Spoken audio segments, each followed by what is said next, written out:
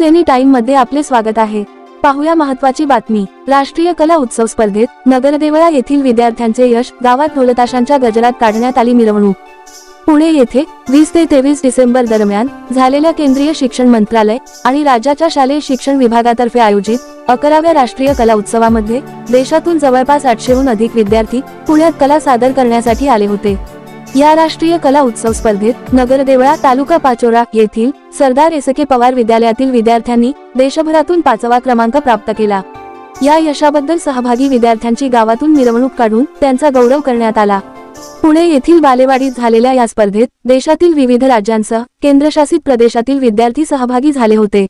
या राष्ट्रीय स्पर्धेत नगरदेवळा येथील सरदार एसके पवार विद्यालयाचे विद्यार्थी गौरव विनोद मिस्त्री व पुरुषोत्तम सुखदेव मिस्त्री यांनी शिल्पकला या प्रकारात राज्याचे नेतृत्व केले।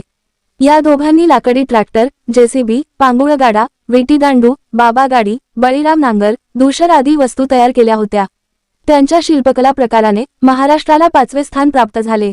या विद्यार्थ्यांना प्राध्यापक उमेश काटकर व प्राध्यापक एस जोशी यांचे मार्गदर्शन लाभले। या यशाबद्दल दोन्ही विद्यार्थ्यांचे गावात आगमन होताच ग्रामशिक्षण समितीतर्फे बस स्थानकापासून त्यांच्यासह त्यांच्या मार्गदर्शक प्राध्यापकांची ढोल ताशाच्या गजरात फटाक्याच्या आतिषबाजीने मिरवणूक काढली गेली। त्यांच्या यशाचा उत्सव साजरा केला गेला। विद्यालयात मिरवणूक आल्यानंतर या सर्वांचा सत्कार करण्यात आला।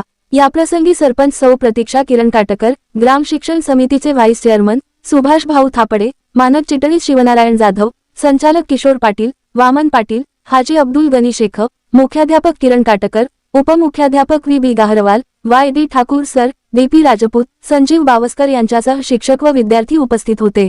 न्यूज एनी टाइम प्रतिनिधी जावेद शाह।